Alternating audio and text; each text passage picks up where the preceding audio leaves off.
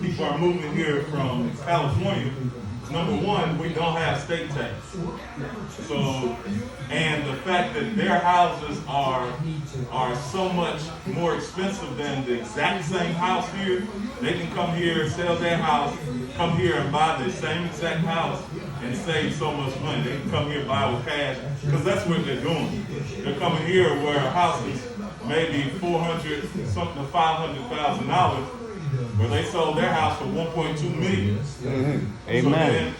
So then, when they come and put a bid on the house, they're number one getting a better advantage because it's cash money. Number two, they can outbid everybody because they have more money.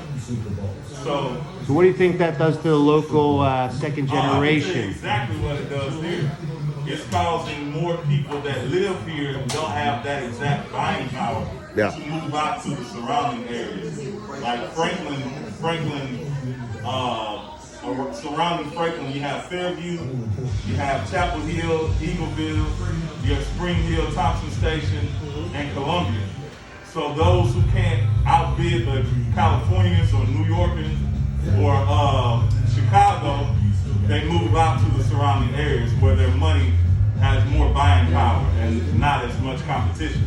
If we push you out of the city limits, You know, that's that seems to be a motto around the country. Like San Francisco pushed out the Oriental community, believe it or not. when it pushes you out of the city limits, and what it does, you can go get more land or a cheaper piece of land, a good size house, but you're away from your local community. Correct. Now you have to commute. Now you might be 45 minutes from every day. But that's the inconvenience that you don't have. And now you're relying on gas or electricity. Yeah.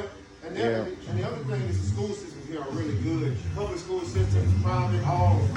So that's a huge That's draw always for a the big. area, too. That's a big draw. That's true. Yeah. So, what do you think the younger generations are going to have? You guys are the barbershop guys, and I think it's multi-generational here, right, Ike? Mm-hmm. You really get to see it all. You see the lives come through. What do you see going to be going on in the future? In this location? Let's start at Hometown USA. You know, what do the American kids have to look forward to? That's a tough question, man.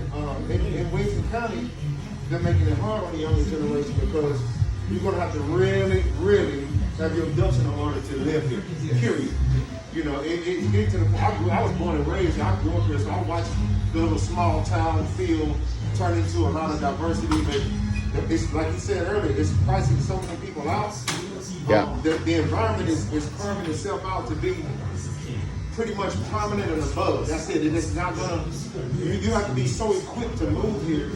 It's just only gonna allow certain types of people to be here. And by the time 15 or 20 years of this cycle rolls around, you know, we really don't know what this time will be like because it's changing so drastically. There's some preservation in place. But you know, you can try to preserve all you want. That all-American dollar, man, the power of that dollar does what it does. It takes over. So, have you have 1, 2, 3, 4, it looks like 5 seats here.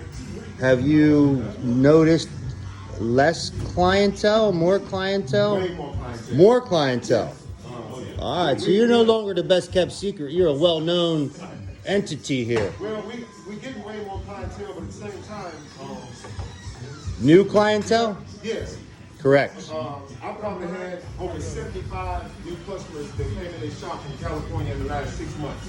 All right, that's a big just deal. At this location. That's a low number. So I'm going to ask you this. This probably is going to maybe put a mindset that maybe business is good for the community when new clients come. But you don't want to see your little shop turn into some corporate entity. Because eventually when the money comes, the corporate comes, right? Yep. All right, so... Well, the thing about that is, when you being a sole proprietor or owner of the shop, you don't have to, corporate has the power to do a lot of things you might not have to as a small business owner, but they can't come in and make you do anything. That's Correct. You're going to hold your own. Yeah, that's still your personal choice.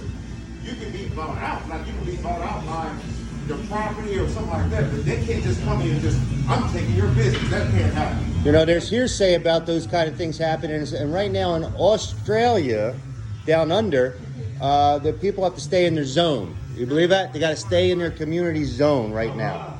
You're in the zone. That's something, huh? They can't even move out the zone. They can't go out of their zone. You know, there's facilities that they need to get to in the zone, and they know that, and they created zones. So you can't get out of that zone. So it's pretty much like Hunger Games. You're hearing this, right? Yeah. So that's what I understand. I didn't see it firsthand, but we have family, friends that live there, and they're telling us it's a zone. Now, I hope it never comes to that in America, because I guess we'll see a whole nother set of a pandemic. So this zone has kangaroo, and I want to eat it. I can't get kangaroo in my zone. I gotta get wallaby. You know, listen. You know, there's gonna be some stuff. There's gonna be some stuff about separation. That's gonna be tough. It's gonna be tough. All right. So thank you for filling me in specifically about why people are coming from California to Florida. Yeah, to come from California to Florida and Franklin, and the reasons why. But I sure hope you guys are here for 100 more years, and that folks really do appreciate it. We're getting ready for Ike's. What do you call it? We're gonna tighten you up. Tighten it up.